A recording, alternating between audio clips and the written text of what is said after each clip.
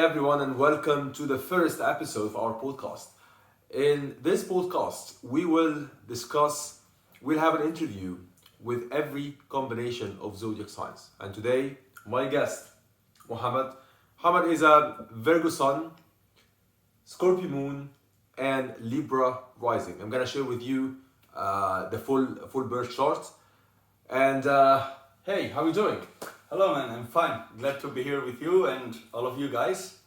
As you said, my name is Mohammed. I was born in September 10th, 1994 in Morocco. And when I was 4, my family just decided to move all of us to Spain. And since then, I'm living in Spain and sometimes around some places of Europe, like Austria, Switzerland. But today I'm in Liverpool and I came to enjoy it with you, man. How do you find England? How do you find the vibe here? The vibe? You want me to speak with my heart? Yes. Alright, depend the places. As everywhere, it's not that place for me. I wouldn't live there or I wouldn't visit it again.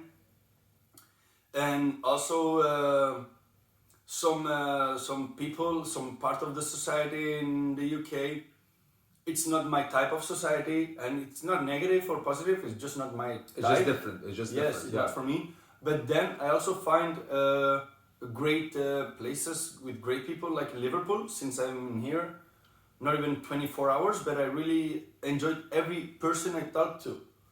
What was that thing that you spotted? What was the difference? Can you Between between like what do you say like Spain, Palma de Alright. Mallorca, Barcelona, and which also I imagine they're also different. But like Spain as a whole, the Spanish culture, Spanish people as a whole, and the British people. For example, I would say that the British people, they go by the clock. By the clock. Yes, like everything must be done on time that is said to be done, which is actually very good for a community to work good, you know. And also, like here, the people is very to pub life, you know. In Spain, we don't have people at 10 drinking a beer. 10 a.m. in the morning. Yes, you have it, but here is something very normal. Yeah. People does it a lot. I Yeah. mean, when I retire, I also want to live like this British elders, to be honest.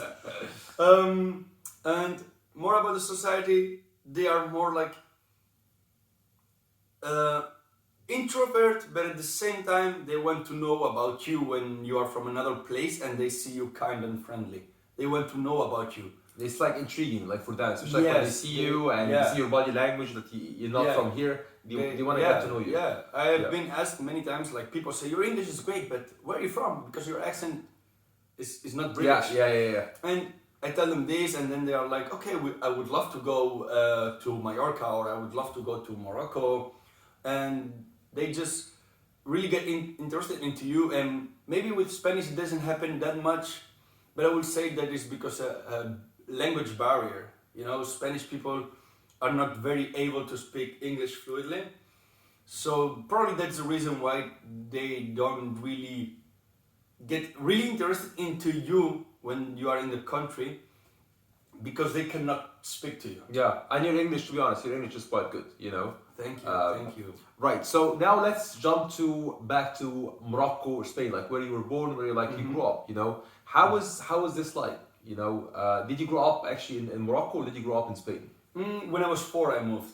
When you're 4, you moved, so... Yes, so I barely have any memory of Morocco. I remember things, but just snippets, just little yes, snippets. yes. And so I cannot tell much about Morocco. I mean, when I go there for holidays, I really enjoy the country. I enjoy the people, the food, the culture, the weather, the land itself. But I would say that I am more into the Spanish culture. You know? Was it easy for you, like being obviously Moroccan is an Arabic country, Middle Eastern, Muslim country. Spain is in Europe. You know, even though it just, you know, a little distance between the 2, Yeah. but it's a European country, very different.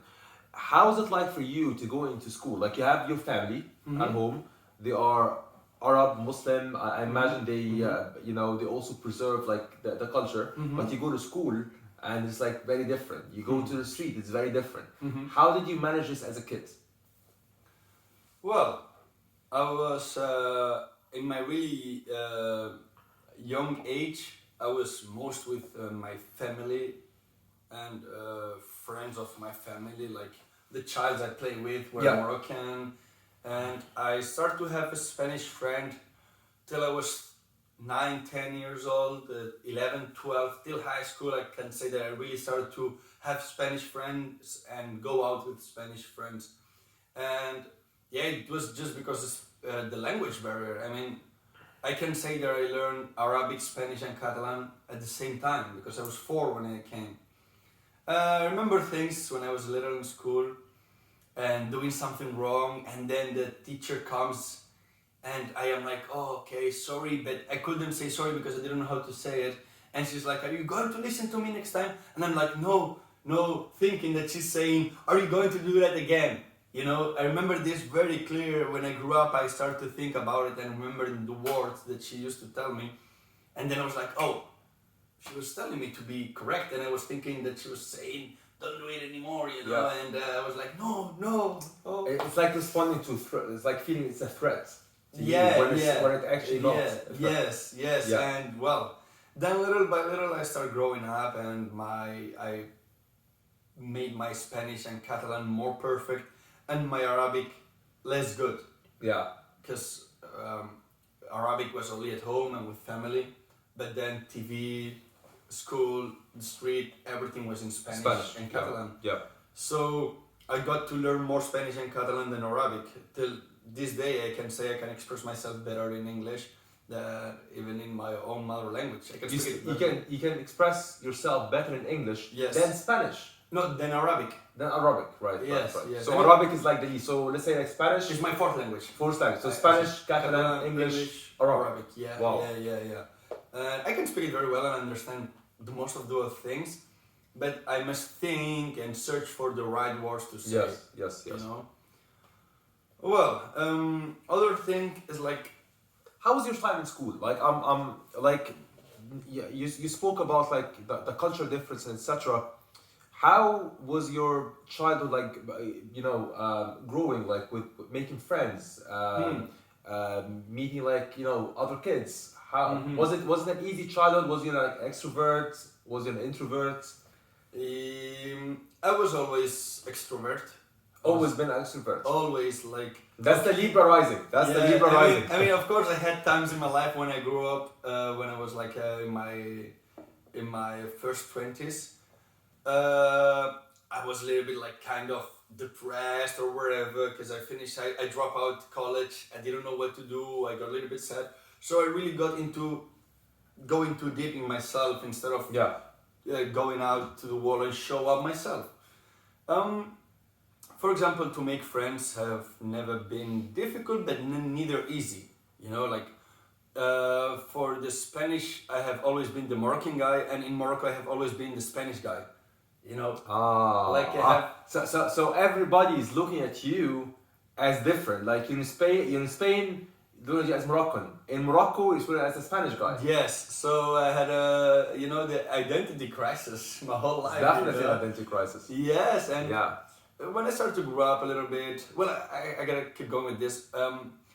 When I was at school, for example, and something goes wrong, I was always saying, it's because they are racist. It's because they don't like me. It's because of this. And even if it was, for example, sometimes my fault, and the teacher or whoever in school defend the Spanish white kid, Yeah. I was always, because you're racist. That's how, because you felt you're so different.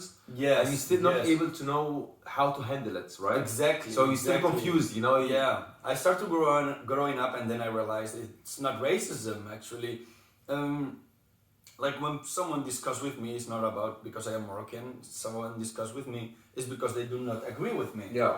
You know, and these days it happens a lot. You know, there's like, oh, you say this because I'm Muslim. Oh, you say this because... Oh, no. Many times it's not like that. It's just my wrong point of view. Yeah. That's why by traveling, by living in other countries like Switzerland or Austria, for example, I get to be involved with the people and meeting people from all over the world, especially European people. I realize that actually people do not really care about where you come from when they know who you are. That's You right. know? It's just maybe the very first impression. The very first. That's when they look at you and be like, yeah, you look your skin. They look at your skin color, you know, your features. But once they know you, they don't really. They just base their opinion on you, who you are, on who you are, and your interactions, your conversation, Yeah. etc.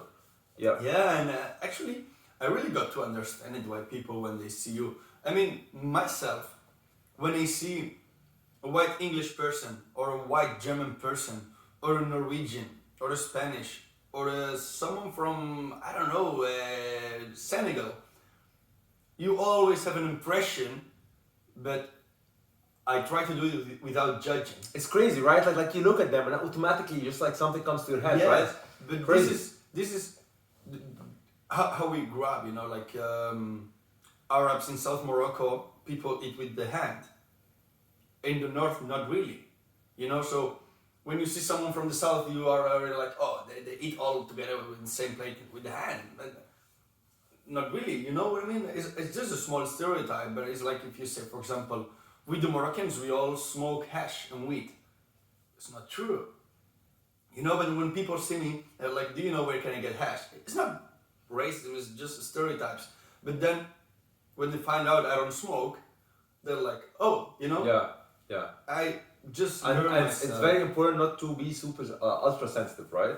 Because sometimes people are just being nice, like oh, you're Moroccan, oh man, I love Moroccan hair. Yeah. You don't mean it in a bad way, Yeah. you know? Yeah. But if you put it out of context, it may seem like racism, but you Yeah, know, it just... yeah, like, for example, they see me, I'm not from Switzerland. And they ask me, who are you, where are you from, why did you come to Switzerland, are you working, are you studying, are you a tourist? I find it great, because when people come to Spain, and they are not Spanish, I also ask them who they are, where they come from, why they are in Spain.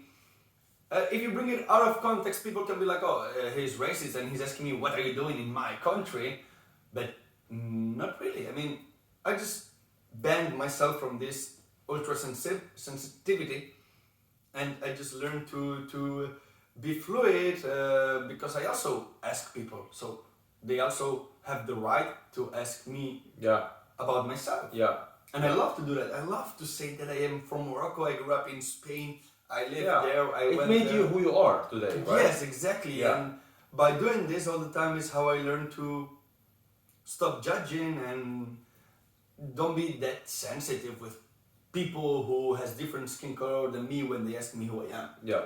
And that's I guess all I can say. Like, yeah, right.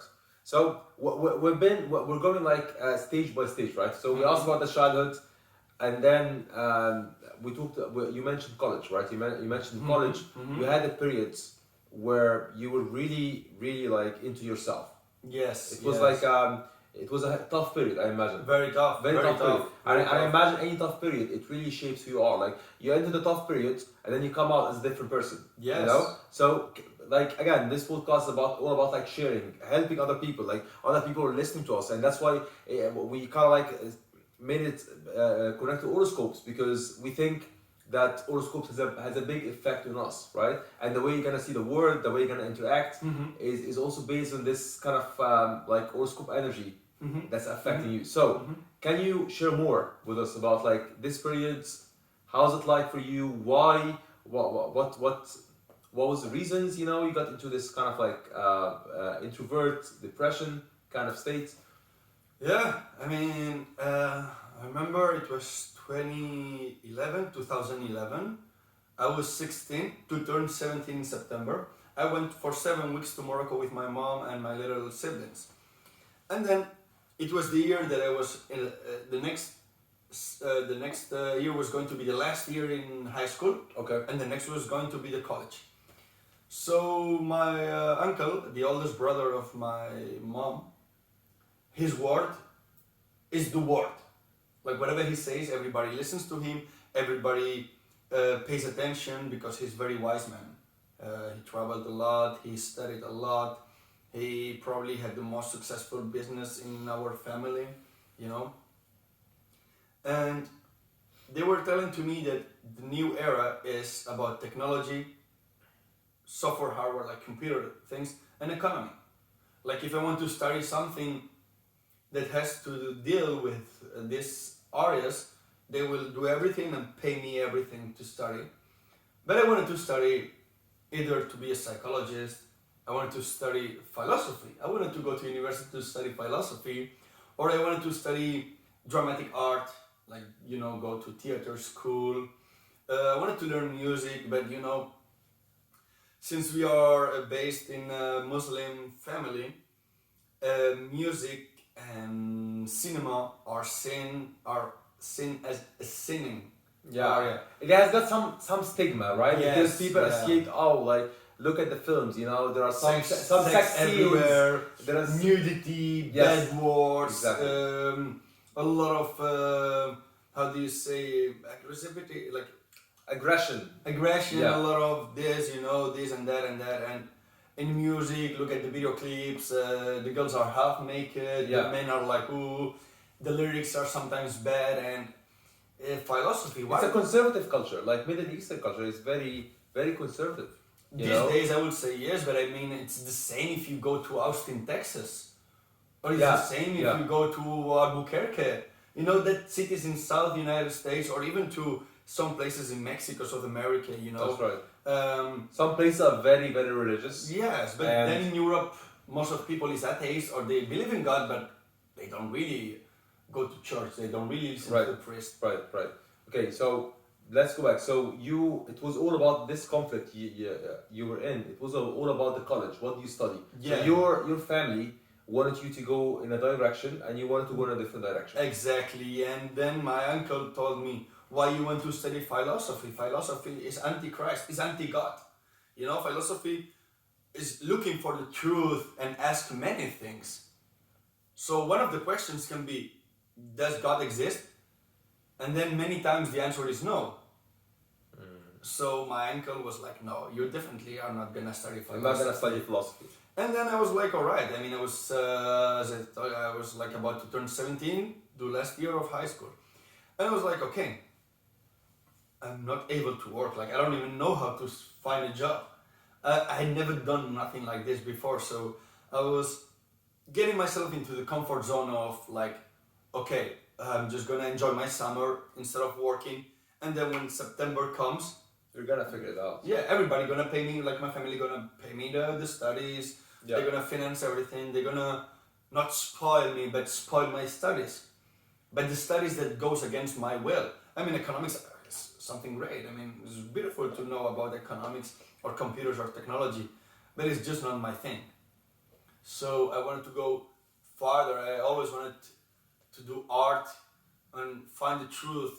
And I always thought that finding the truth is always by knowing how our brain works, you know, how our mind works, and this is by studying psychology and finding the truth, which is making questions and trying to find the answers, which is philosophy. So I was like, all right, I give up, I will study what you say. And I started in September, I dropped out in December. You dropped out in summer. So Yes. you started. What was that? Software and hardware, Software and hardware. yeah, computer things. So for a couple of months, and then I was done with You it. were done with it. Yes, I was like, Not for it's you. not for me. I knew it before. I just done it because because the pressure, like the pressure, the in- on your pressure, family. and I didn't know how to search for a job. Actually, my dream was like, okay, when I finish high school, in the summer that I'm 17 to 18, I will work, save money, and go to Los Angeles to study dramatic art.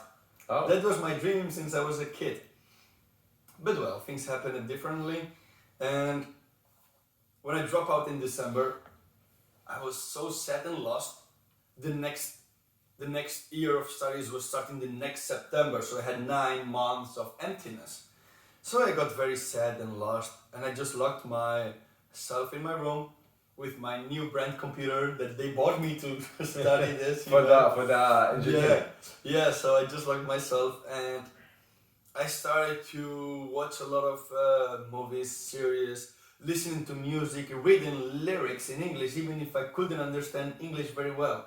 Then go to YouTube, translate, and I was a very big fan of Eminem.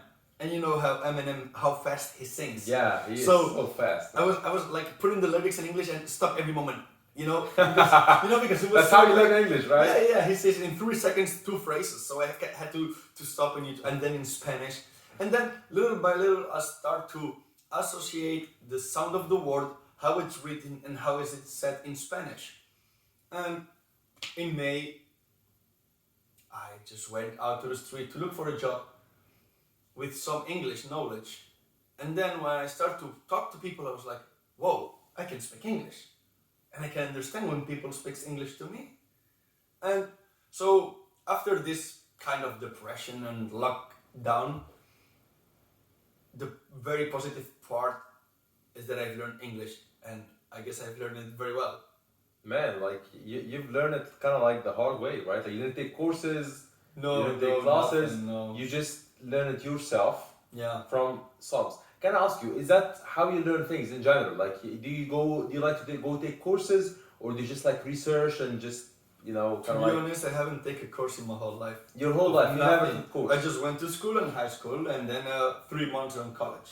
When you were in school, in high school, were you the kind of guy who just like attend classrooms, like focus and learn, or you kind of the guy like go back home, research, do your thing, kind of like learn and then go to the exam? Which kind of guy were you?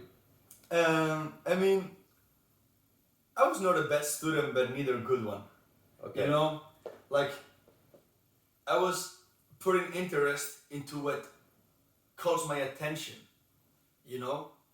For example, I remember when I was 12, it's the first year of high school in Spain. In the history books, in the backside, you have the map of Europe, the whole continent, and then the whole map of the whole world. Yes. And then you have the by alphabetic order, the name of the countries of Europe, for example. The next is the capital city, the population, the PIB, the incomes. Yes. The The economy. Yeah, the numbers, the average life age, and I studied that. And at the age of 12, I could tell you every single capital city of European countries, how many population they had each country, and I could even tell you which is the average age of children death. So you're really into learning. You're really into collecting information. And we were not even studying geography. Yeah. This was just in the You just backside. like it. You just love that. And history. I was always. Let me just zoom in. I think it's gonna be. Yeah. Yeah. Perfect. Just zoom in a little bit more. So. Yeah. Yeah. Great. Great. Yeah. And I was always like, for example, when it's literature, when something that interests me, I was really into it, listening to the teacher like this. But when it was something that I was not interested into, I was always scrolling through the book, searching for things that I really like. Yeah. Meanwhile, they were talking about I don't know what. I was reading Romeo and Juliet, for example, 30 pages after. This brings us to the next question. What are the things that you really like? Like, have you ever figured it out within yourself? Things that really interest you. Yes. The creation of things. The creation of things. Yes, like music. I'm really bad playing instruments, but I really like it. I really like to pay attention to songs. Into writing, literature. I really like literature. Into history, geography, biology, physics. I used to be really bad at maths, but I really liked physics. I was putting all my attention into it, even if I couldn't understand much because I didn't like mathematics. Okay. But physics, I liked it, like, I don't know, Isaac Newton, or things like that, or the astronomic people who used to, like Galileo, they look at the sky and they try to find, he sees the same stars every day, so he was like, there's a symbol over there, and there's a symbol over there, and I was like, I want to do that kind of things, about investigation and creation. I always like this, investigate, the history, the culture. Right. And that's why I always wanted to travel and just get to know new people, new places. Right.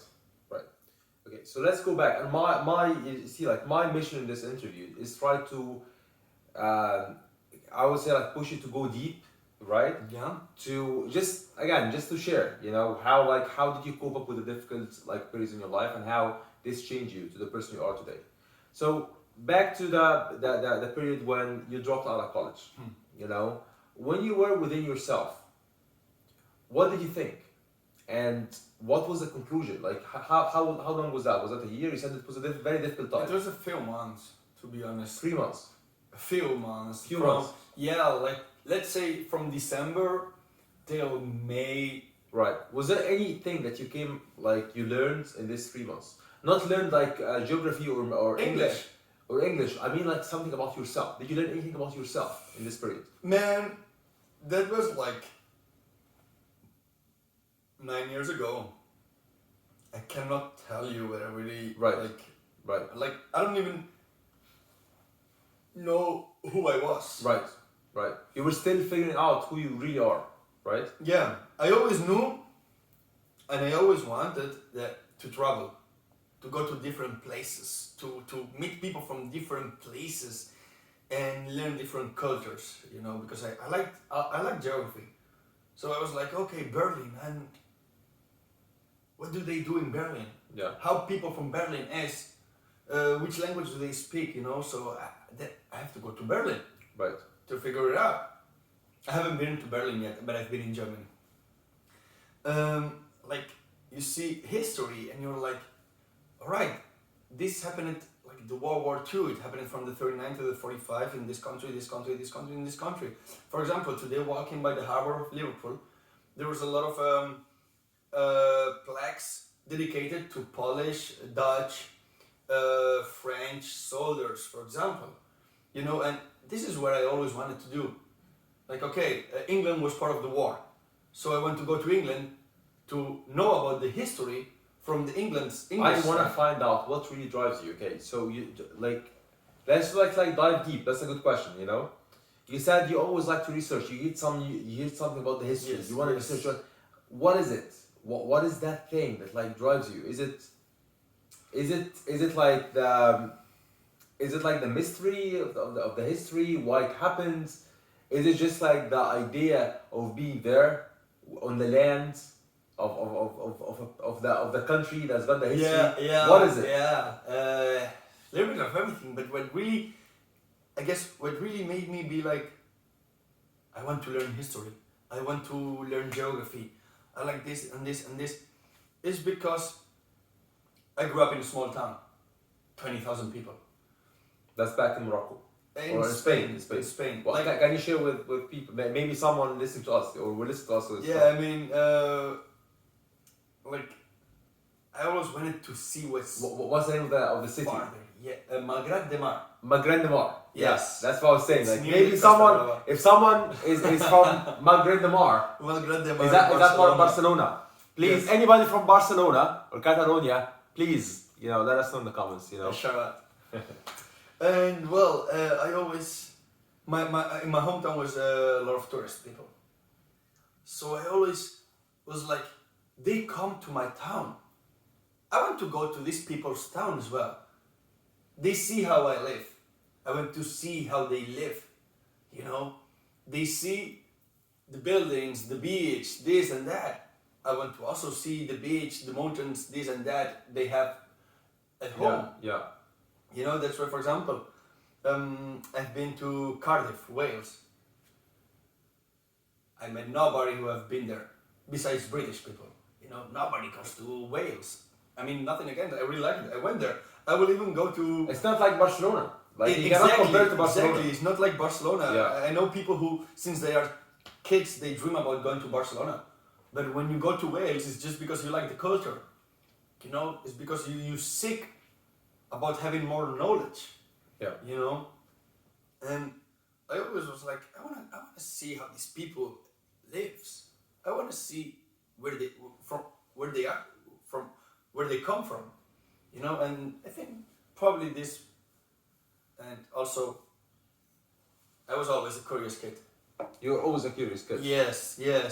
In Spanish we say, the curiosity killed the cat. Curiosity killed the cat. Yes, because cats are very curious. And the curiosity killed the cat. You know, I remember I had a teacher, I didn't like him. That he always told me this. The curiosity killed the cat. So don't be that curious. Man, cats have 7 lives, so yeah. I have 7 lives to live and keep being curious. That's kind of like the mentality. I would say also we're in Egypt in where I grew.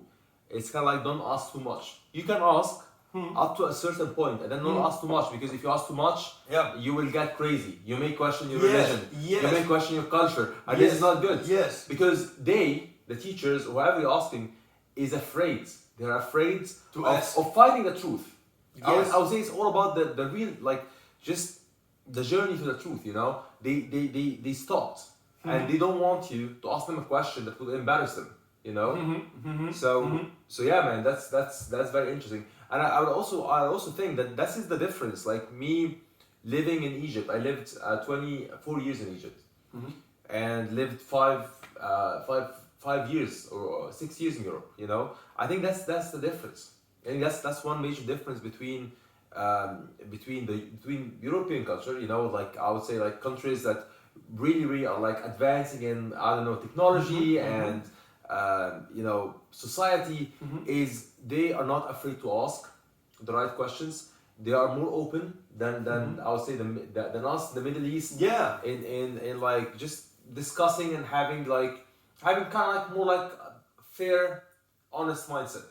Yeah, and I guess that's all about the religion, and because when in Europe they were living in dictator For many states, years, yeah.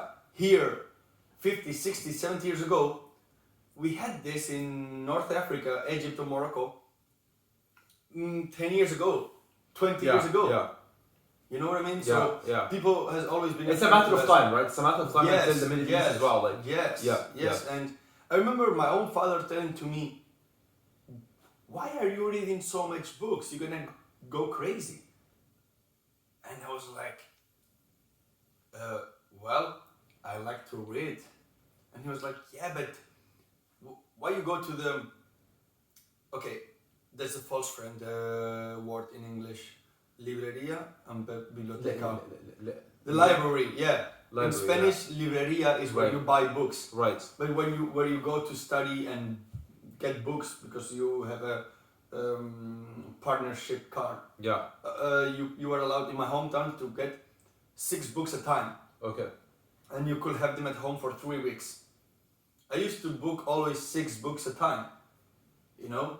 And if I had not enough time, I go back there. Right. And I'm like, excuse me, can I book these ones again, please? And my father was like, why you bring 6 in once? Bring 1 and then read it and then take another one. I was like, yeah, but I don't want to go to the library every 3 or 4 days. You know, I could swallow a whole book in 4 days. These days, not much because, you know. So you've been a reader, like have you been always someone who is into books? Yes. Into reading. Yeah. Till I grew up a little bit, and you know, everything changed. Like now we use laptops, we use phones, we use tablets. You watch more videos now than documentaries, for example, right. of things that I've learned in the past. Now I watch them, or I also read, but not with a physical book. Right. You know, but I was maybe reading articles, ebooks. Yeah, independent news, independent. How do you call? You see, my English is not that great. How do you call the people who goes to another country to investigate for a TV news or newspaper? Journalists. Yes. Yeah. From independent journalists and from different sources. Right. And you know, I can definitely see like you even now, like you mentioned people who go to different countries. You are interested in like learning about the world. Yes. And I even remember like you once we were talking like I'm gonna take the conversation a little bit to a special part, right? That's why we are here. Yeah. It's kind of mixed really of like stories and also like also like this the internal part, maybe also like spiritual part. I remember you mentioned once. You joked. You said I used to be an explorer in the past life, a traveler in the past life, right? Yes, man. I mean, do you believe in past life? What do you think we are? What do you think we really are? What do you think we are? Are we just bodies? As a whole? Are we just bodies that like age, like we're small, big, keep transforming, then after we die, we're nothing? Or are we something more? Physically, yes. What about non-physically? Are we more? Are we souls? Are we energy? Do you think? I mean, man, you can believe in God or not. I'm not gonna say I believe. I'm not gonna say I do not. But look, we have a brain, and it's more than just a physical brain, you know, which is awesome. We can speak. We created sounds, and we turn them into symbols. So when we see that symbols, we can turn them back into sounds. We have a voice, you know, we can use it. We have different sounds, like different languages. You know, I don't think that we are just flesh. You know, I don't think we are just a physical body, because mind is not something physical. You know, so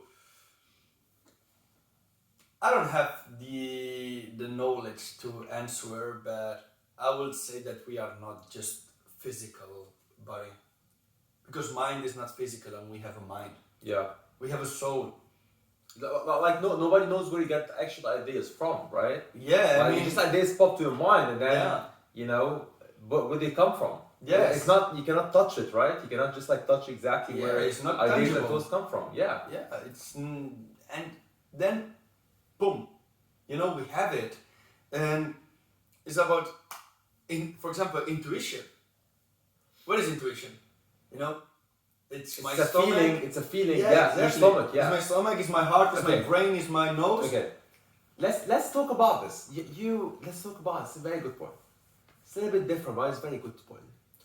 You know this feeling that you get in your stomach, in your chest. Yes, yes. When you do something that is not true to yourself, when you do something that feels wrong, and when you do something that feels right, you get this. You feel it. Absolutely, absolutely, man. For example, sometimes I want to do something or say something or go to somewhere. Sometimes I am like, yes. But there's a slight voice behind saying no. You know, there's more yes than no. It's the feeling. It's the feeling. Exactly. It's the feeling. Yeah, it's not literally a voice. Yeah. I mean, maybe someone believes it. You know, but it's a feeling that you're positive about it, but not at all. And that's intuition. You know? Or when you are doing something you know it's wrong, your body, you feel it. You don't feel very well. And sometimes when you go too hard, too far into that, the next day you wake up sick. Strange, right? It kind of like affects your body as well. Of course, I mean, mind and body, who says they are not connected, they know nothing about life. It's like if you can be a Barcelona fan or this or not, but if you don't like how Leo Messi plays football, you know nothing about football. So you can know a lot of things, but if you do not admit or you do not know that body and mind are connected, you know nothing about life, to be honest. You can be the best economic, the best biologist, the best teacher, but if you don't really admit that, you know nothing. Because really, man, I mean, since I start to search information about this stuff and seeking about knowing where this comes from, like how it was created, then I start to see things much more clearly, you know? It's like, for example, when a 85 years old lady goes to church and prays to God, she really feel it. You know, you can believe in God, you cannot, you say it exists, it doesn't matter. But for the lady, it exists. She feels it. Yeah. She feels that she's being revealed. She okay, then people are gonna come and say, yeah, but then you have people who's praying to God and they are in the middle of a war. Yeah, but that's not what I'm talking about. God is not like coming and put his finger in the middle and stop the war. You know? That's why we have the libre albedrío, I will say in Spanish. Libre albedrío. It's like, people say, yeah, but if God exists, we wouldn't have a war, we wouldn't have poverty, we wouldn't have this. This argument is always going, right? Yeah, but it's part of life. It's part of life. I always say, like, you know, the yin yang. Yeah. The yin yang is like it's half black, half white. Mm-hmm. If there's no black, there's gonna be no white. If there's no white, there's gonna be no black. Exactly. If there's no hot, there's gonna be no cold. If there's no sadness, there's gonna be no happiness, right? Exactly. Everything retains its meaning from its opposite, right? So this is life. This is just life, right? Yeah. That's just like how it works. Yeah, and even that, like the yin yang, the white side has a black point in the middle, and the black side has a white point in the middle. Yes. I have a friend called Naomi from the Netherlands. She has a tattoo on her leg that says, I don't remember exactly, but it says like in every good thing there is a evil, and in every evil there is a good thing. You know, something like that. I don't really remember exactly. But the meaning is... Yeah, something like that, you know? Yeah. You know, and by the way, hi Naomi. If she's watching, you're gonna send it to her. Yeah. I mean, this is absolutely great, and we are not even for like half an hour over here together. And yeah, of course, I mean, I will share this info with as much people as we can. And this is actually, I guess, how do you talk to yourself? Like again, I'm trying to dive like into the internal stuff, right? How do I talk to myself? Yes.